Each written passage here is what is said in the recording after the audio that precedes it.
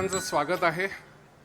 आपल्याला माहिती आहे प्राणप्रतिष्ठेचा सोहळा जवळ आला आहे आणि त्यानिमित्ताने आपण हे जे सगळे कार्यक्रम ठेवले आहेत याच्यात आजचा कार्यक्रम आहे अभि मुंडे यांचा। अभि मुंडे हे व्यक्तिमत्व आपल्याला सोशल मीडियावरती सायको शायर या नावाने ते प्रसिद्ध आहेत। लहानपणापासून म्हणजे वयाच्या 21व्या वर्षीपासून अनेक व्यक्तिरेखांवरती त्यांनी काव्यात्मक व्याख्यानाची सुरुवात केली। जसं त्यांनी पहिला विषय घेतला कर्ण, त्यानंतर संभाजीराजे,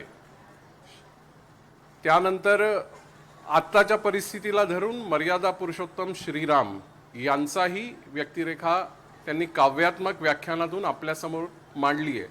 सोशल मीडियावर बरंच हे सगळं प्रचलित आहे आणि अनेक सोशल मीडियाचे जे मोठे मोठे चॅनल्स आहेत याच्यावरती अनेक ठिकाणी एक लल्लन टॉप नावाचा आहे, त्याच्यावरती त्यांचं बऱ्यापैकी आपल्याला सगळ्या व्यक्तिरेखांच्या चर्चा पाहायला मिळतील।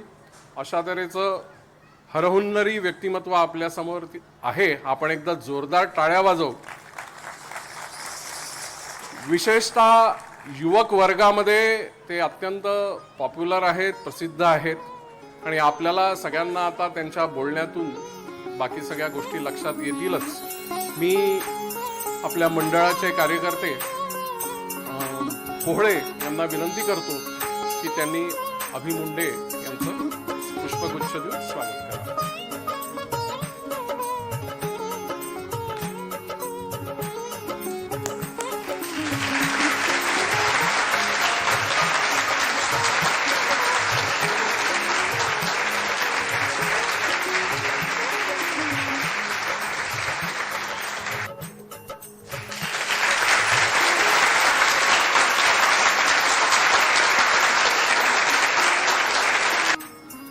यानंतर अभि मुंडे मी यांना विनंती करतो की त्यांनी आपला कार्यक्रम सुरू करावा।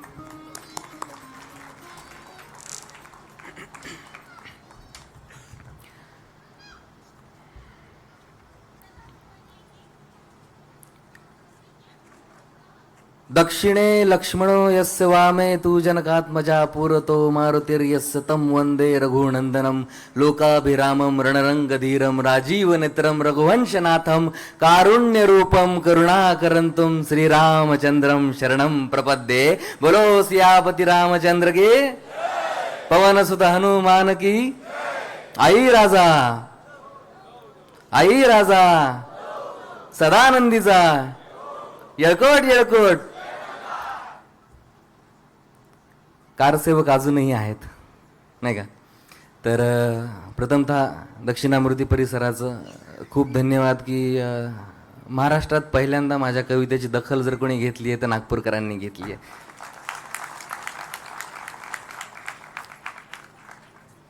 आणि हे वावगं नाही आहे, कारण नागपूरचा इतिहास तसा आहे आणि कुठेतरी नाळ जोडलेली असावी जुनी, म्हणून हे घडलं असावं। मला बोलवण्यात आलं होतं की तुम्हाला राम या विषयावर बोलायचं आहे, तुम्ही रामावर कविता केली तर आम्हाला तुमच्या मताचे राम ऐकायला आवडेल। मी सुरुवातीला सांगतो, मी कोणी वक्ता नाही आहे, भाषण करता नाही आहे, व्याख्याता नाही आहे।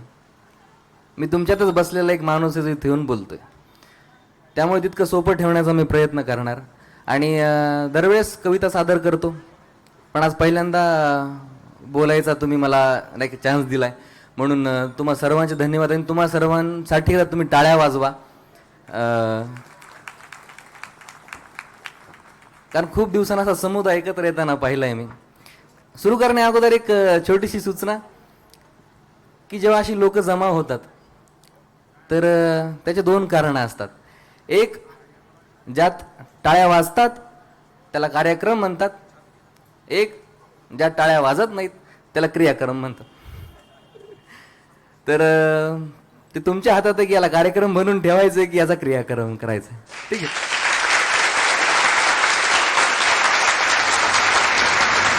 आणि दुसरी गोष्ट कशी, कवितेचा कार्यक्रम म्हणलं की शक्यतो लोक कानाडोळा करतात, लोकांना तेवढं ते फार रुचकर वाटत नाही। आणि यात तुमची चूक नाही आहे, ही चूक कुठेतरी आम्ही कवी लोकांनीच करून ठेवलेली आहे। म्हणजे मराठी कविता किंवा कविता ही गोष्ट जेव्हा सांगितली जाते सगळ्यांना काय वाटतं की झाडं फुलं पक्षी पानं डोंगर नद्या नाल्या, तर याच्या पलीकडे कविता आहे. याचं सगळं श्रेय आम्हा कवींनाच जातं कुठेतरी, नाही का? म्हणजे कवी लोकांनी विज्ञानाचा पुरता पंचनामा केला, सूर्यमालेतील उपग्रह बघता बघता मामा झाला. इलॉजिकल कवी सगळे, त्यांना तर्कशास्त्र झेपत नाही, कुण्याच लिंबुनीच्या झाडामागे चंद्र कधी झोपत नाही. तर आजचा कार्यक्रम तसा नसणार आहे. रामावर बोलायचं होतं, पण तत्पूर्वी मला आपल्याच मंडळीनं सांगितलं की तुमची शंभूगाथा आहे, तुम्ही थोरल्या छत्रपतींवर बोलता, धाकल्या छत्रपतींवर बोलता, कर्णाबद्दल बोलता, तर आम्हाला तेही ऐकायला आवडेल. फक्त रामाबद्दल बोलणं, त्याच्यापेक्षा तुम्ही सगळ्यांना इन्क्लूड करून बोला. आणि माझं म्हणणं होतं, थोरले छत्रपती छत्रपती शिवाजी महाराजांबद्दल बोललं काय आणि रामाबद्दल बोललं काय, अर्थ एकच होतो.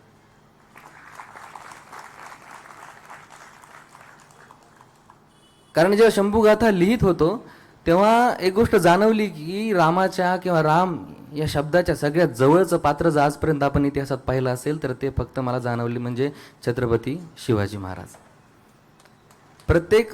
प्रत्येक दिशेतून प्रत्येक एक पिता म्हणून, एक पुत्र म्हणून, एक राजा म्हणून सगळ्या गुणांमध्ये रामाचा गुण छत्रपतींमध्ये मला दिसला. आणि त्यामुळे मी शंभूगाथेत देखील जेव्हा छत्रपती शिवाजी महाराजांचा राज्याभिषेक गागा भट्टांनी करायचं ठरवलं तेव्हा तीच उपमा दिली कि उत्तर से आए गागा भट्ट ने सभी के दिल की बात कही, ये बात सुनते ही सबने माना इससे बड़ी सौगात नहीं, सकल गुण मंडित श्रिया विराजित राजा का दे दो छत्र हमें, दे दो एक सिंहासन हक का जिस पे युगों तक नेत्र थमे, गो ब्राह्मण के राजा तुम, हरिजन हरिजन के राजा तुम, अंबर से लेके धरनी तक, वायु से लेके अवनी तक, उत्तर से लेके दक्षिण तक, पूर्व से लेके पश्चिम तक, तुम्ही भूपति तुम्ही बुद्ध हो, तुम्ही सुमति तुम्ही शुद्ध हो, हिंदू धर्म के शीर्ष शिखर पर हमें आपका नाम चाहिए, साधु संतों की इस भूमि को पुरुषोत्तम श्री राम चाहिए.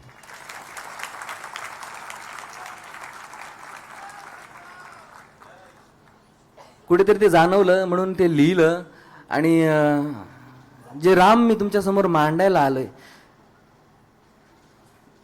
ते राम एक पारदर्शक राम, एक करुणाशील राम, एक पिता राम, एक पुत्र राम, एक राजा राम, हे राम मी तुमच्या समोर मांडायला आलोय.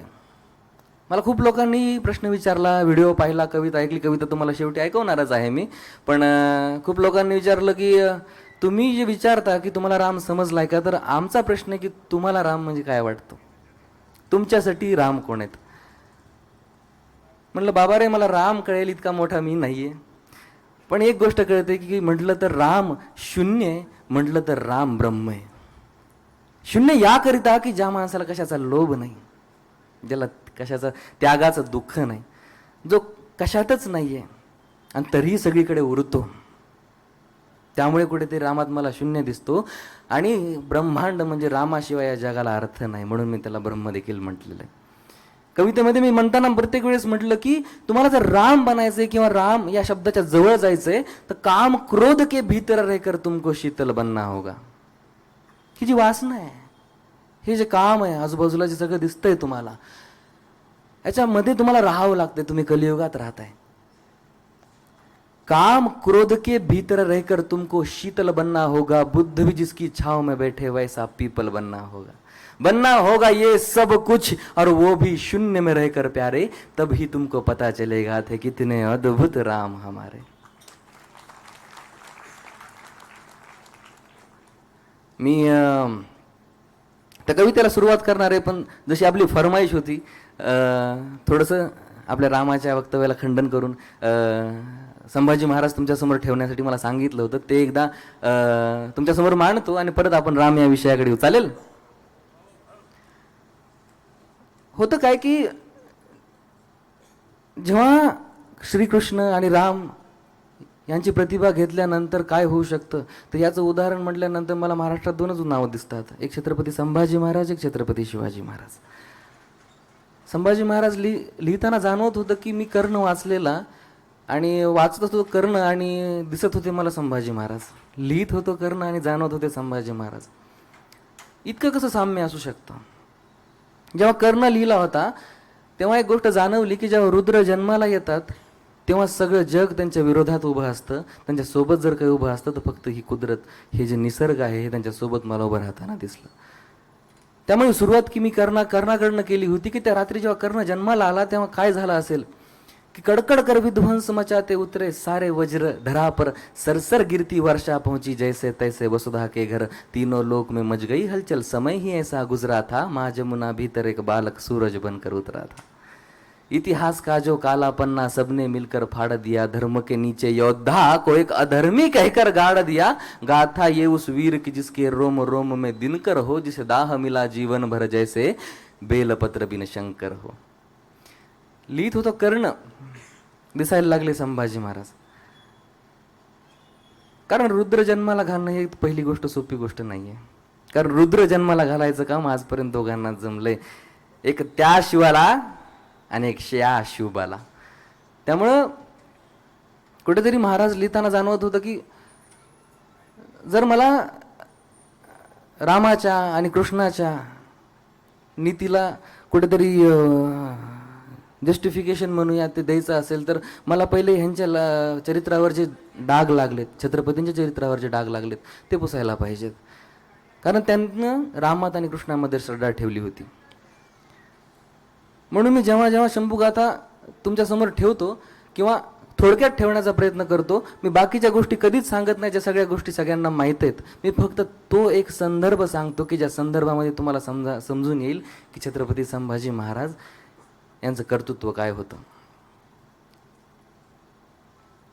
23 वर्ष औरंगजेबाला ते हाती लागले नव्हते. एकदा आग्र्याच्या सुटकेवरून आणि एकदा थेट फितुरी केल्यानंतर. तर ते नजरेचे द्वंद्व आहे. पहिल्यांदा जेव्हा औरंगजेब आणि संभाजी महाराज आमने सामने येताना दिसले, तिचे द्वंद्व होतं. तेव्हा काय नेमकं घडलं असेल, बघायला तुम्ही तिथे नव्हतात, बघायला मीही तिथे नव्हतो, नाही का. पण एका कवी मनाने विचार केला आणि तो एक सीन, ती एक घडलेली जी गोष्ट आहे ती समोर ठेवण्याचा तुमचा प्रयत्न केला की 23 साल पश्चात संभाजी औरंग के सामने पेश हुए. लक्ष देऊन ऐका, तुम्हाला कदाचित ते जाणवेल, ते दिसेल, आणि दिसलं तर नक्की बघा की 23 साल पश्चात संभाजी औरंग के सामने पेश हुए नजारे का इस लुत्फ उठाने मुगल ज़ादे खामोश हुए. 100% यकीन था सबको संभाजी घुटने टेकेगा जहांपना के कदमों में अपना राज मुकुट वो फेंकेगा. पर औरंगजेब ही जानता था ये गर्दन नहीं झुकने वाली, बाप की भांति लड़ेगा जब तक धड़कन नहीं रुकने वाली. अब सोचो तुम मौजूद वहां हो संभाजी औरंग के सामने, कांप उठेगा बदन तुम्हारा इन नजरों की जंग के सामने. फतवाए आलमगीर एक तरफ और दूजी और सियासत आवाम, एक सिखाता शरीयत सबको दूजे को हर धर्म समान, एक की शानो शौकत मतलब एक चौथाई विश्व आवाम, एक की दौलत इतनी ही बस बुद्ध कृष्ण सा जीवन ज्ञान. एक ने बदले धर्म कईयों के गर्दन पर रखकर शमशीर, एक ने सबको यही बताया हर मजहब की एक तमीर. अब तुम ही चुनो इन दोनों में से कहां पे धागे कच्चे हैं, औरंग गलत या संभाजी ये तो हर कोई पूछे है. तभी संभाजी के करीब आकर पूछे कुछ औरंग ने सवाल, लूट कहां रखी है संभा. हम सोच सोच कर हुए बेहाल. और हाँ चल ये भी बता दे कौन थे काफर अब तक जो तुझसे मिले हुए. हम पूछ पूछ के थक गए देख, पर सभी के मुंह यहाँ सिले हुए. संभाजी की नजर उठी तब होठों पे मुस्कान लिए, पैदा ही हम रुद्र हुए हैं हाथों पे अपनी जान लिए. मेरे बाप के पैरों में है दौलत, जा जाकर उसे तो हासिल कर. काय म्हटले संभाजी महाराज कि मेरे बाप के पैरों में है दौलत, जा जाकर उसे तू हासिल कर और इसी बहाने कदम छू लेना, पर पहले खुद को उस काबिल कर. और रही बात तेरे दूजे प्रश्न की, तो हम मिट्टी से बेईमान नहीं, अपनों की जान में अपनी जान, हम तुझ जैसे हैवान नहीं. चिडला औरंगजेब, चिडणारच. आग बबूला हुआ बादशाह ये अल्फाज सुनते ही मनशा नहीं थी उसकी एक और लफ्ज भी सुनने की। नजर तेरी चुभ रही है हमको, है याद दिलाती सिवा की उस, अभी भी उसको याद करूं तो रोंगटे होते हैं महसूस। सरिया सरिया सरिया घुसाकर फोड़ दो उन्हें हर, अब और ना हम सह पाएंगे, जुबा काट दो काफर की ताकि हर हर ना कह पाएंगे। नाखून उखाड़ो खाल उधेड़ो जब तक ना घुटने टेकेगा, हमसे बगावत का नतीजा आज जमाना देखेगा। अमन जिसने सिखाया जगत को उस कुरान का तो इल्म धरो, और कौन खुदा कहता है तुम इस हद तक गिरकर जुल्म करो। एक दो नहीं 40 दिन आका के हुक्म पे अमल हुआ, हर रोज औरंग पूछ रहा क्या झुकने का वो कबूल हुआ। अरे हुजूर जुबा काटी आंखें फोड़ी उसकी दोनों बाहें तोड़ी, नाखून उखाड़े खाल उधेड़ी गोल घुमाकर टांग मरोड़ी, नमक लगाकर जख्म जलाए गोश्त के टुकड़े कुत्तों को खिलाए, पर मजाए शिकस्त वो कबूल करे। हुजूर क्या हम कुछ भूल रहे? पहले तो तुमको हार मुबारक, चाल गलत तुम खेल रहे, सिर्फ जिस्म काटा है तुमने, संभाजी तुम भूल रहे। बचपन से है दर्द सहा वो, ये इसके लिए नई बात नहीं, क्या क्या घिनौने जख्म सहे है हरगिज तुझको ज्ञात नहीं। कलेजा नहीं है उसका वो, बस पत्थर का एक गोला है, बड़ी बेदर्दी से भूतकाल में नियति ने जिसे टटोला है। नजरों की रोशनी छीनी पर नजरिया ना तुम छीन सके, अरे कहो कि कायर नजर को अपनी उसकी नजरों में दे ना सके। जुबा काट चलो बता दिया तुम वाकई शास्त्र से डरते हो, हम राम कृष्ण को गाते हैं तुम बात शस्त्र से करते हो। इतनी आयतें पढ़कर भी मुगलों के पल्ले पड़ा नहीं, इतिहास खुद एक सबूत है शस्त्र शास्त्र से बड़ा नहीं। आखिर सर कलम का हुक्म सुना वो खुद के घमंड को मार गया, आलमगीर मुइनुद्दीन मोहम्मद संभाजी से हार गया।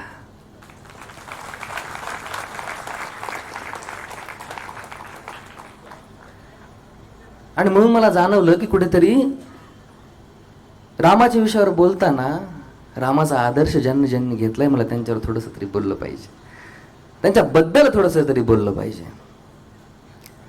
बाकी कविता तुमच्या समोर ठेवणार आहे, पण त्याच्या मागची एक पार्श्वभूमी सांगतो की वारकरी संप्रदायातला खूप लोकांनी मला विचारलं की तू कविताच का केली, तू भाषणही करू शकला असता, तू काहीतरी गद्यातही लिहू शकला असता, तू पद्य तू कविताच का निवडलीस। म्हटलं बाबा हो, आपला इतिहास म्हणजे कविता आहे। हा महाराष्ट्र तुकोबारायांचा महाराष्ट्र आहे, हा महाराष्ट्र ज्ञानोबारायांचा महाराष्ट्र आहे, चोखांचा महाराष्ट्र आहे, शाहिरांचा महाराष्ट्र आहे, फुल्यांचा महाराष्ट्र आहे। महाराष्ट्रामध्ये कविता लिहिली जात नाही, महाराष्ट्र जिता जागता कविता संग्रह आहे, म्हणून मी कविता लिहिली म्हटलं।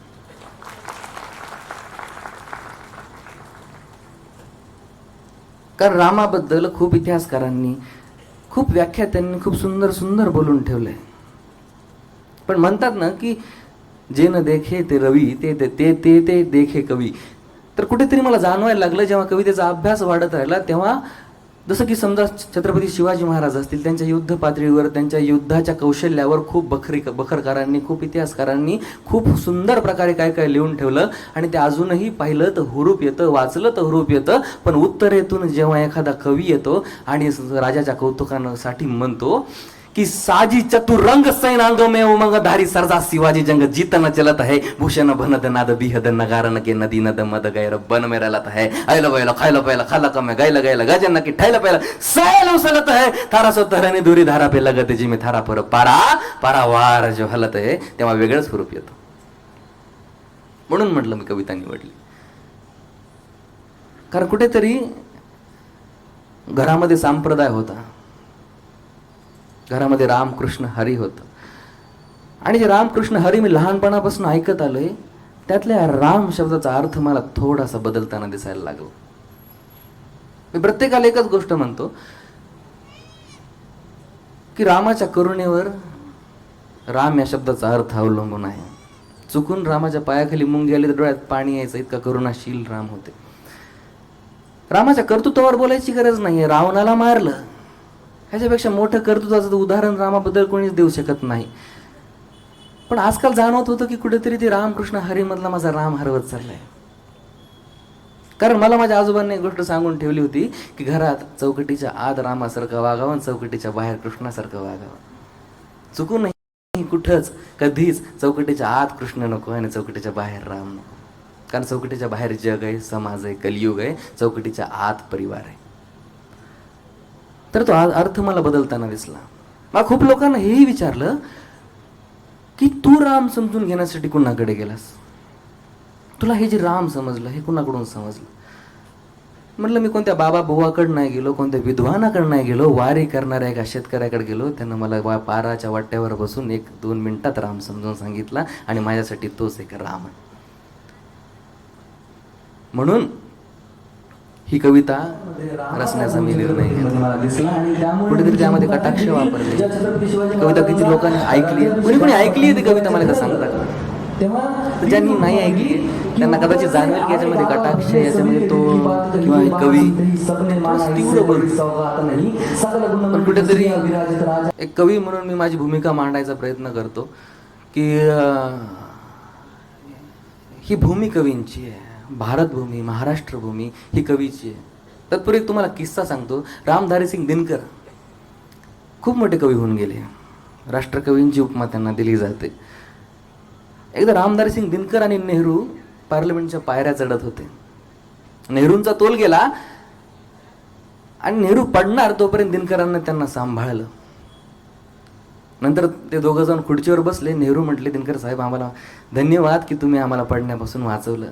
त्यावर दिनकरांचं उत्तर होतो, जब जब सियासत डगमगाती है तो उसको साहित्य ही आधार देता है. आणि कुठेतरी हे कवी म्हणून किंवा साहित्यामध्ये, साहित्याच्या समुद्रामध्ये कुठेतरी ओंजळीमध्ये एक थेंब घेण्याचा प्रयत्न म्हणून मी राम लिहिण्याचा प्रयत्न केला. आणि आता ती कविता विश्लेषणासकट तुमच्या समोर मी ठेवण्याचा प्रयत्न करतो.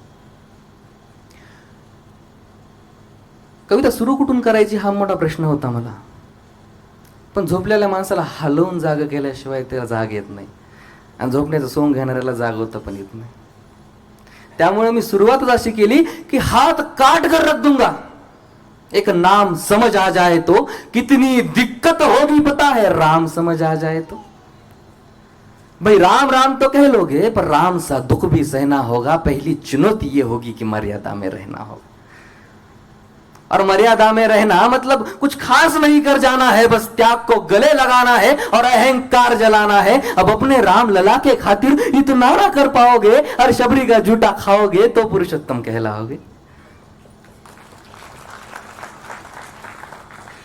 जसं मी पूर्वी म्हटलं, जेव्हा राम सांगायचा आहे, मला दिल्लीमध्ये जेव्हा बोलवलं तेव्हा मला विचारण्यात आलं की तुमच्यासाठी राम काय किंवा तुमच्यासाठी एक उदाहरण पर राम काय. म्हटलं मी उदाहरणात किंवा शब्दामध्ये राम या संकल्पनेला मांडू शकत नाही. रामाबद्दल मला बोलायचं असलं किंवा उदाहरण द्यायचं असलं तर मी हातावर एक काचाचा गोळा पकडतो, ज्या गोळ्याला कुठं डेंट म्हणूयात आपण, आपल्या इंग्लिश आपले कुठं ना कुठं बाहेर निघते, आम्ही सेमी इंग्लिशचे विद्यार्थी आहेत नाही, तर डेंट नाही आहे, जो पारदर्शी आहे, जो पूर्णपणे गोल आहे, मला त्यात राम दिसतो. त्यांची तारांबळ उडली, हे काय रामाचं तुम्ही डिस्क्रिप्शन दिलं म्हणे आम्हाला. तर तो काचाचा जो गोळा आहे ना त्याच्या आरपार तुम्ही दिसतं म्हणजे राम तितका पारदर्शक आहे. त्या काचाच्या गोळ्याकडे कुठूनही पहा तो सारखाच दिसतो. राम तितका मर्यादित आहे. आणि पुरुषोत्तम राम ही पदवी रामाला उगाच लागत नाही. म्हणून लिहिलं होतं की काम क्रोध के भीतर रहकर तुमको शीतल बनना होगा, बुद्ध भी जिसकी छाव में बैठे वैसा पीपल बनना होगा ये सब कुछ, और वो भी शून्य में रहकर प्यारे, तभी तुमको पता चलेगा थे कितने अद्भुत राम हमारे. तेव्हा कुठेतरी तुम्हाला समजतील की राम किती अद्भुत होते, राम काय होते. ये राजनीति का दाया बाया जितना मर्जी खेलो तुम. मी प्रत्येक वेळेस म्हणतो की माझ्या रामाला थोडंसं नाही का तुम्ही बाजूला ठेवा. सगळ्या गोष्टी येतील जातील होत राहतील, पण त्यामध्ये माझ्या रामापासून थोडं दूर राहा. माझा राम माझ्यासाठी पूजनीय आहे. त्याच्यावरून मला काही राजकारण होताना दिसलं तर मला ते खंत आहे त्या गोष्टीची. ये राजनीति का दाया बाया जितना मर्जी खेलो तुम, चेतावनी को लेकिन मेरी अपने जहन में डालो तुम. निजी स्वार्थ के खातिर अगर कोई राम नाम को गाता हो तो खबरदार अगर जुर्रत की और मेरे राम को बांटा तो. भारत भूखा कवि हूं मैं तभी निडर हो कहता हूं, राम है मेरी हर रचना में, मैं बजरंग में रहता हूं. भारत की नींव है कविताएं और सत्य हमारी बातों में, तभी कलम हमारी तीखी और साहित्य हमारे हाथों में. तो सोच समझ कर राम कहो तुम, ये बस आतिश का नारा नहीं, जब तक राम हृदय में नहीं तुमने राम पुकारा नहीं। राम कृष्ण की प्रतिभा पर पहले भी खड़े सवाल हुए, ये लंका और ये कुरुक्षेत्र यूं ही नहीं थे लाल हुए। वैसे पता है तुमको क्या है राम? आणि हा एक प्रश्न विचारला तेव्हा ते 4 गोष्टी रामाच्या बाबतीत त्याच्या व्यतिरिक्त जेव्हा काही विचारलं तर सांगताना तारंबळ उडताना मी पाहिली लोकांची. ऐकायला खोटं वाटेल पण मी ते पाहिलंय.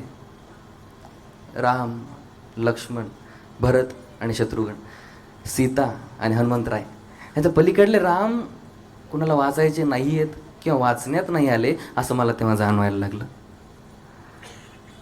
ज्या वडिलांना मी विचारलं की रामायणामध्ये एक संदर्भ आला आहे अहिल्याचा. अहिल्याला शाप होता, तिची शिळा झाली होती आणि ती पृथ्वीवर होती. राम वनवासाला गेले आणि त्या शापातून मुक्ती तिला तेव्हाच भेटणार होती जेव्हा रामाचे पाय त्या शिळेला लागणार होते, त्याचा जीव वापस येणार होता. वडिलांनी मला हे उदाहरण दिलं आणि वडिलांना मी विचारलं की आता याच्यामधून मी बोध काय देणार, कारण मी थोथंडाला थारा देत नाही. मला जादूटोण्यातले राम नको आहेत, मला जे हवेत ते अस्तित्वातले राम हवेत. वडिलांनी एक सुंदर उत्तर मला दिलं. त्यांचं म्हणणं एकच होतं की जोपर्यंत तुमच्या दगडरूपी बुद्धीला रामाचा स्पर्श होत नाही त्यात जीवन येणं शक्य नाही. तो एक उदाहरण मला त्यांना दिलं. अशी कितीतरी उदाहरणं रामाच्या अवतीभोवती आपल्याला रामायणामध्ये सापडतील. मला वाटते की ते कुठेतरी वाचण्याची गरज आहे. म्हणून मी लिहिलं होतं की पता है तुमको क्या है राम, या बस हाथ धनुष तर कश्मे बाण, या बन में जिन्होंने किया गुजारा, या फिर कैसे रावण मारा लक्ष्मण जिनको कहते भैया, जिनकी पत्नी सीता मैया, फिर ये तो हो गई वही कहानी, एक था राजा एक थी रानी, क्या सच में तुमको राम पता है, या वो भी आकर हम बताए, बड़े दिनों से हूं यहाँ पर सब कुछ देख रहा हूं, कब से प्रभु से मिलने आया था मैं उन्हें छोड़कर मिला हूं सबसे, एक बात कहूं अगर बुरा ना मानो, नहीं तुम तुरंत ही क्रोधित हो जाते हो, पूरी बात तो सुनते भी नहीं सीधे घर पर आ जाते हो, ये तुम लोगों के नाम जपो में पहले सा आराम नहीं, इस जबरदस्ती के जय श्री राम में सब कुछ है बस राम नहीं. अरे काय है राम?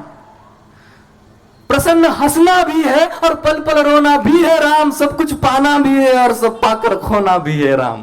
ब्रह्मा जी के कुल से होकर जो जंगल में सोए हो, जो अपनी जीत का हर्ष छोड़ रावण की मौत पे रोए हो, शिव जी जिनकी सेवा खातिर मारुत रूप में आ जाए, शेष नाग खुद लक्ष्मण बनकर जिनके रक्षक हो जाए, और तुम लोभ क्रोध अहंकार छल कपट सीने से लगाकर सो जाओगे, तो कैसे भक्त बनोगे उनके, कैसे राम समझ पाओगे. अघोर क्या है पता नहीं और शिव जी का वरदान चाहिए, ब्रह्मचर्य का इल्म नहीं और भक्त स्वरूप हनुमान चाहिए. भगवा क्या है क्या ही पता, लहराना सबको होता है, अरे भगवा क्या है वो जाने जो भगवा ओढ़ के सोता है. राम से मिलना राम से मिलना राम से मिलना है ना तुमको, निश्चित मंदिर जाना होगा, पर उससे पहले भीतर जा संग अपने राम को लाना होगा.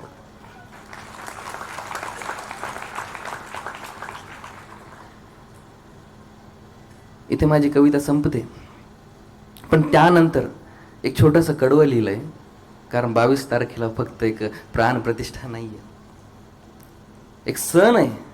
आणि मला त्या सणाचं जेव्हा मेजरमेंट एकानं विचारलं, मी म्हटलं 100,000 दिवाळ्या एकत्र कर आणि ते एका दिवसामध्ये ठेव, तेव्हा मला जे जाणवेल तो म्हणजे 22 तारखेचा सण आहे आपला. म्हणून कुठेतरी त्या सणाबद्दल मी लिहितो. पण त्याच्या अगोदर लोकांना विचारलं की ही जी रामाची भूमिका तू मांडलीस, या भूमिकेमध्ये तू कोणतं पात्र आहेस, तू कोण आहेस, तू कोण आहेस जो आम्हाला सांगतोयस की रामाची पूजा कसा करावी, रामाची आराधना कशी करावी. मी म्हटलं मी आजचा नाहीये, मी त्रेत्यामधून आलोय, मी रामराज्य पाहिलंय, म्हणून तुमच्या समोर ठेवतो ही गोष्ट.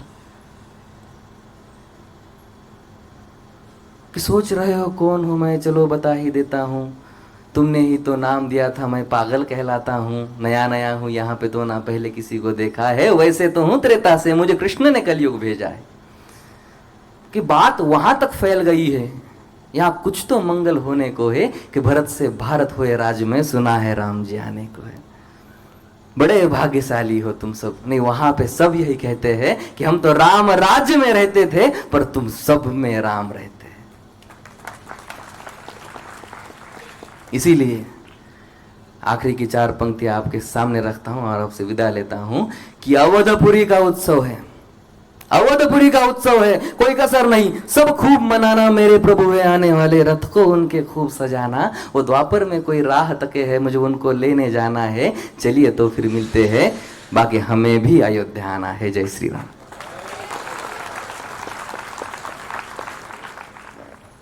त्यांना सांगितलं होतं की कर्ण ही कविता घे आणि ते तुमच्यासमोर मांडतोय, त्या तत्पूर्वी एक विनंती आहे की जर रेकॉर्ड करत असाल तर रेकॉर्ड नका करू, कलाकाराच्या पोटावर पाय पडतो, अजून रिलीज नाही झाली आहे ते कर्ण. कर्ण लिहिण्यामागचं एक कारण काय होतं की मला खूप लोकांना वाटलं की जो मी कर्ण लिहिलाय तो कर्णाच्या भूमिकेतून मी कर्ण मांडायचा प्रयत्न केलाय, मी स्वतःमध्ये कर्ण उतरवलाय आणि तो मांडण्याचा मी प्रयत्न केला, असं मला ते जाणवायला लागलं होतं. ती गोष्ट माझ्या समोरासमोर फिरत होती. तेव्हा एक गोष्ट जाणवली की तुम्ही कितीही अर्जुन अर्जुन करा, पण तुम्ही अर्जुनासारखे राहू शकत नाही, अर्जुनासारखे स्वतःला समजू शकत नाही, कारण अर्जुनाला सगळं भेटलं होतं, कर्णाला सगळं मिळवावं लागलं होतं. आणि मला कुठेतरी मग सामान्य माणसांमध्ये अर्जुनापेक्षा जास्त कर्ण दिसतो, मला माफ करा. की हा जेव्हा कर्ण लिहिला तेव्हा या कर्णामध्ये सुरुवातीला काही गोष्ट तुम्हाला कवी सांगतील, नंतर कवी मंचावर कर्णाला बोलवतील आणि नंतर कर्ण स्वतःची व्यथा तुमच्या समोर मांडतील. तयार? आवाज नाही येतोय का? क्रियाकरण करायचं?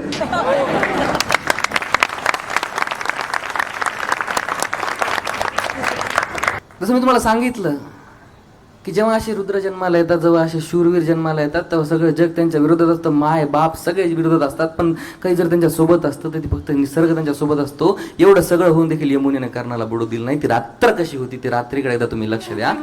देख छान के उस मिट्टी को कण कण में कर्ण है. बहुत शुक्रिया. परत एकदा नागपूरकरांचे खूप आभार की जिथे पूर्ण महाराष्ट्र, कसं असतं घरात जोपर्यंत कौतुक होत नाही तोपर्यंत कौतुक झाल्यासारखं वाटत नाही. बाकी दिल्लीपर्यंत गोष्ट पोहोचली, मला त्याचं कौतुक नव्हतं, पण कुठेतरी महाराष्ट्रात कोणता जिल्हा दखल घेतोय, सगळ्यात पहिले कोणता जिल्हा दखल घेतोय हे मला पाहायचं होतं. आणि नागपूरकरांना खूप धन्यवाद. धन्यवाद अभि मुंडेजी. आपण आत्ताच ऐकलं त्याच्यातून आपण निष्कर्ष एवढाच काढू की फक्त जय श्रीरामची घोषणा आणि भगवे ध्वजच नाही, तर आपल्या जीवनामध्ये कुठे कुठे रामाच्या आदर्शावर चालण्याचा प्रयत्न आपण करू शकतो. राम तर बनू शकत नाही, पण रामाच्या जीवनातल्या काही गोष्टी तरी आपण स्वीकारून अंगीकारून आपल्या जीवनाची वाटचाल करू, असा जरी प्रयत्न केला तरी आजचा कार्यक्रम सफल झाला असं आपण समजूया. थोड्याच वेळात सर्वप्रथम अभि मुंडे यांचे खूप खूप आभार, ते या ठिकाणी आले आणि एक जोशपूर्ण आपल्यासमोर व्याख्यान काव्यात्मक असं ठेवलं, त्याबद्दल त्यांचे खूप खूप आभार, खूप खूप धन्यवाद. थोड्याच वेळात आता कार्यक्रम संपला आहे, परंतु आपण जिथे आहात तिथेच बसून राहा. आपल्याजवळ आजचा जो प्रसाद आहे तो प्रसाद आपल्यापर्यंत पोहोचेल, तो आपण स्वीकारावा आणि मगच इथून आपलं स्थान सोडावं ही विनंती. धन्यवाद.